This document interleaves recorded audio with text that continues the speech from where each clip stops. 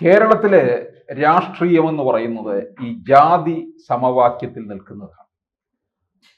അതുപോലെ തന്നെ മുന്നണികളുടെയും ഒരു രീതി അതാണ്. ജാതി സമവാക്യത്തിലൂടെയാണ് പോകുന്നത്. സീറ്റ് വിഭജനം നടത്തുമ്പോൾ നോക്കുക, ഏതൊക്കെ ഇടങ്ങളിൽ ന്യൂനപക്ഷത്തിന് എത്ര സീറ്റ്, ഹിന്ദു സമുദായത്തിന് എത്ര, മുസ്ലിം, അങ്ങനെ തിരിച്ചു പോവുകയാണ്. നായരെത്ര, ഈഴവരെത്ര എന്നാണ്. പെരുന്നയിൽ വിളിച്ചു ചോദിക്കും, വെള്ളാപ്പള്ളി നടേശനെ വിളിച്ചു ചോദിക്കും. ഇനി ഏതെങ്കിലും മുന്നണി ജയിച്ച് അധികാരത്തിൽ വന്നു കഴിഞ്ഞാലോ മന്ത്രി വിഭജനവും വകുപ്പ് വിഭജനവും ജാതി അടിസ്ഥാനത്തിൽ തന്നെയാണ്. അപ്പൊ ഇതിനകത്തൊരു നിർണായക ഘടകമായി മാറുകയാണ്.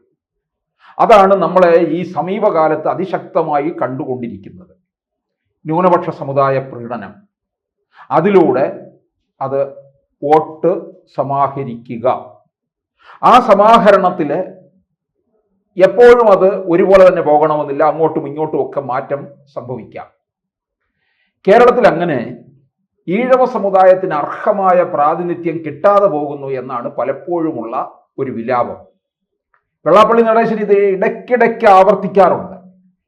വെള്ളാപ്പള്ളി നടേശൻ SNDP യോഗം ജനറൽ സെക്രട്ടറിയാണ്. അദ്ദേഹം അപ്പോൾ അത് പറയുന്നതിൻ്റെ പൊരുളും നമുക്ക് മനസ്സിലാക്കാം. അദ്ദേഹം ഒരു വലിയ സമുദായത്തിൻ്റെ മുതലാളിയാണ്. അദ്ദേഹം പറയുന്നത് UDF അധികാരത്തിൽ വന്നു കഴിഞ്ഞാൽ ഈഴവ സമുദായത്തിന് വലിയ പ്രാധാന്യമില്ല എന്നാണ്. ഇതെന്തിനു വേണ്ടി പറയുന്നു എന്ന് ചോദിച്ചാൽ നമുക്കറിയാം, അത് CPM വേണ്ടി വെള്ളാപ്പള്ളി പറയുന്നതാണ്. കാരണം CPM ഒരു നല്ല പങ്ക് ഈഴവ സമുദായത്തിലുള്ളവരാണ്. ഈ ഈഴവ സമുദായത്തിലുള്ള വോട്ടാണ് CPM നിന്ന് BJP പോയത് എന്ന് പാർട്ടി അവരുടെ നിഗമനത്തിലെത്തിയ കാര്യവുമാണ്. ഈ കഴിഞ്ഞ ലോക്സഭാ തെരഞ്ഞെടുപ്പിൽ അത് കൃത്യമായ കാര്യവുമാണ്. അതിശക്തമായ തരത്തിൽ ഇത്തരത്തിലുള്ള വോട്ട് ചോർച്ച ഉണ്ടാവുകയും ചെയ്തു. ആ ചോർച്ച ഇനിയും ഉണ്ടാകാതിരിക്കരുത്, പോയ വോട്ട് തിരിച്ചു പിടിക്കണം എന്നുള്ളത് കൊണ്ടാണ് CPM അയ്യപ്പ സംഗമവും ശബരിമല ഭക്തരായി മാറുകയും ചെയ്തിട്ടുള്ളത്. ഈ അവസരത്തിൽ ഈ UDF കൺവീനറായ അടൂർ പ്രകാശ് പറയുന്നുണ്ട്, ഈഴവ സമുദായത്തെ ഒഴിവാക്കുന്നത് ഗുണം ചെയ്യില്ല. എവിടെയായാലും, അത് UDF കോൺഗ്രസിനകത്ത് തന്നെ ഇപ്പോൾ നമ്മൾ നോക്കിക്കഴിഞ്ഞാൽ ഒരാൾ മാത്രമാണ് MLA ഉള്ളത്. തൃപ്പൂണിത്തുറ മണ്ഡലത്തിൽ നിന്ന് K ബാബു മാത്രം. 2016 അടൂർ പ്രകാശ് മാത്രമാണ് ഉണ്ടായിരുന്നത് കോന്നി മണ്ഡലത്തിൽ നിന്ന്. ആ അടൂർ പ്രകാശിനെ കോന്നി മണ്ഡലത്തിൽ നിന്ന് 2019 ലോക്സഭാ തെരഞ്ഞെടുപ്പിൽ ആറ്റിങ്ങൽ പാർലമെന്റ് മണ്ഡലത്തിലേക്ക് കൊണ്ടുവന്നു. അങ്ങനെ എന്ത് സംഭവിച്ചു? കോന്നി മണ്ഡലം കോൺഗ്രസിന്റെ കയ്യിൽ നിന്ന് പോവുകയും ചെയ്തു. 2016 K ബാബു തൃപ്പൂണിത്തുറയിൽ പരാജയപ്പെട്ടു M സ്വരാജിനോട്. K ബാബു എന്ന് പറഞ്ഞാൽ മണ്ഡലം മുഴുവൻ നിറഞ്ഞു നിൽക്കുന്ന ആളാണ്. മണ്ഡലത്തിലെ വോട്ടർമാരെ പേരെടുത്ത് വിളിക്കാൻ തക്കവണ്ണം പരിചയം അവർ തമ്മിലുണ്ട്. അങ്ങനെയുള്ള K ബാബുവിന് ഏറ്റ പരാജയം ചില്ലറയല്ലായിരുന്നു. അതുകൊണ്ട് K ബാബു എന്ത് ചെയ്തു? ആ മണ്ഡലം തന്നെ കേന്ദ്രീകരിച്ച് നിന്ന് പ്രവർത്തനം നടത്തി അദ്ദേഹം 21 വിജയിച്ചു. 21 ഭൂരിപക്ഷം, ബഹുഭൂരിപക്ഷമൊന്നുമില്ല, വളരെ കുറച്ച് ഭൂരിപക്ഷം മാത്രമേ ഉള്ളൂ, വളരെ കുറവായിരുന്നു. എന്നാലും അദ്ദേഹം നല്ല തിരിച്ചടി കൊടുത്തു. പക്ഷെ ഇനി അടുത്ത തവണത്തെ മത്സരത്തിന് അദ്ദേഹം മത്സര രംഗത്ത് ഉണ്ടാകുന്നില്ല, ആരോഗ്യ പ്രശ്നങ്ങൾ കാരണം മാറി നിൽക്കും. അങ്ങനെ വരുമ്പോൾ ഈഴവ പ്രാതിനിധ്യം എവിടെ? അടൂർ പ്രകാശിനെ കേരളത്തിലേക്ക് തിരികെ കൊണ്ടുവരണമെന്ന് പലരും അഭിപ്രായപ്പെടുന്നുണ്ട്. അടൂർ പ്രകാശൻ കേരള രാഷ്ട്രീയത്തിലേക്ക് വരാനാണ് താല്പര്യപ്പെടുന്നത്. അടൂർ പ്രകാശ് കേരളത്തിലെ ഒരു മുതിർന്ന നേതാവാണ്. 2011 ഉമ്മൻചാണ്ടി സർക്കാരിൽ റവന്യൂ മന്ത്രി ആയിരുന്നു. ആ ഒരു ഇതൊക്കെ വെച്ച് നോക്കുമ്പോൾ അടൂർ പ്രകാശിന് കേരള രാഷ്ട്രീയം തന്നെയാണ് കയ്യിൽ നിൽക്കാവുന്ന കാര്യം. ദേശീയ രാഷ്ട്രീയത്തിൽ നിന്ന് ഇപ്പോൾ കോൺഗ്രസിന്റെ MP-മാരെല്ലാം തിരികെ വരാൻ ആഗ്രഹിക്കുന്നവരാണ്. ആ MP-മാർ തന്നെ പലയിടങ്ങളിലും അവരുടെ മണ്ഡലം പോലും തീർച്ചപ്പെടുത്തി അങ്ങ് പ്രസ്താവന ഇറക്കിയിരിക്കുകയാണ്. രാജ്മോഹൻ ഉണ്ണിത്താൻ പറയുന്നത് ഞാൻ കാസർഗോഡ് മണ്ഡലത്തിലെ ഉള്ള ഉദുമയിൽ നിന്ന് മത്സരിക്കുമെന്നാണ്. കാരണം രാജ്മോഹൻ ഉണ്ണിത്താൻ ഒരിടത്തും നിന്ന് ജയിക്കാതെ തോറ്റു തുന്നം പാടി ഒടുവിൽ കാസർഗോഡ് മണ്ഡലത്തിൽ നിന്ന് പോയി വിജയിക്കുകയാണ് ചെയ്തത്.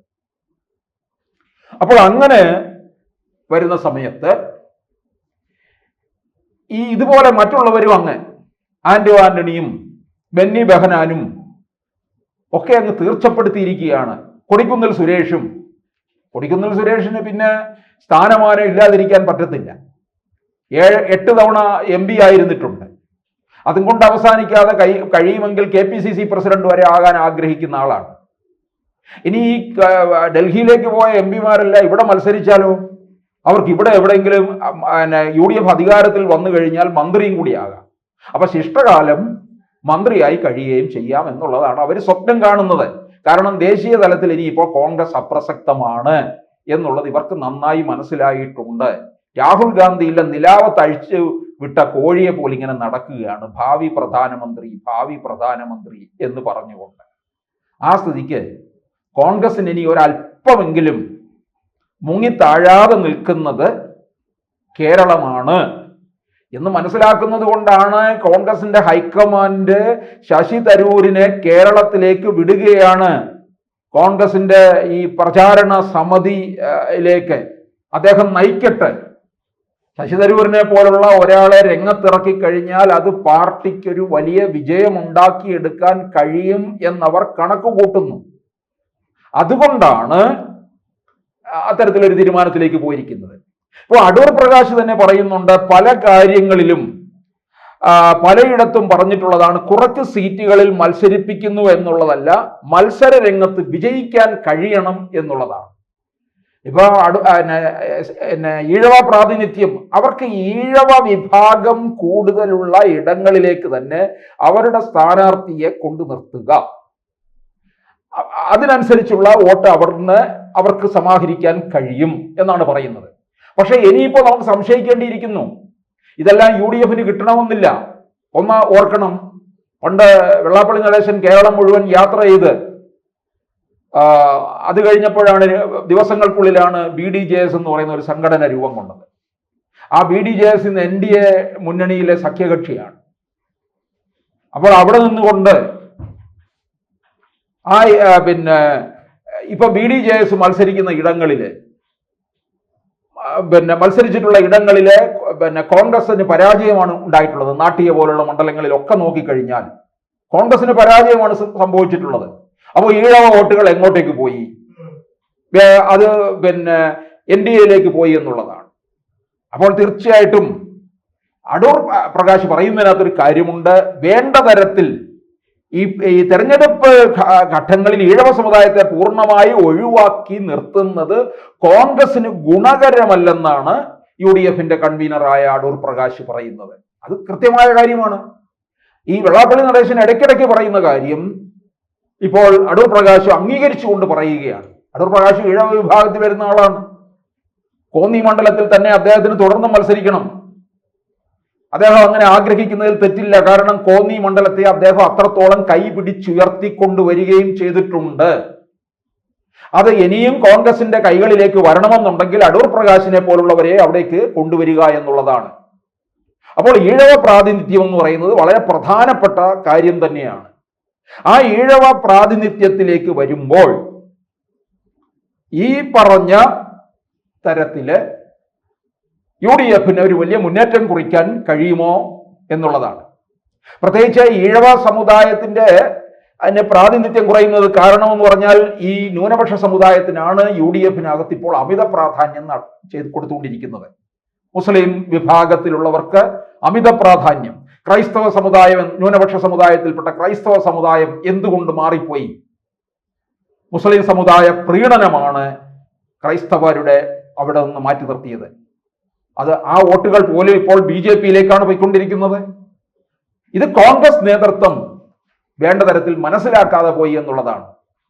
അപ്പോൾ കോൺഗ്രസിന്റെ ഇതിനകത്ത് സംഭവിച്ചിരിക്കുന്ന കാര്യം, ഈഴവ പ്രാതിനിധ്യം വേണ്ട തരത്തിൽ കിട്ടിയില്ലെന്നുണ്ടെങ്കിൽ അത് മുന്നണിക്ക് ദോഷകരമായി ബാധിക്കും എന്നുള്ളത് UDFന്റെ കൺവീനറായ അടൂർ പ്രകാശ് തന്നെ വെളിപ്പെടുത്തിയിരിക്കുകയാണ്.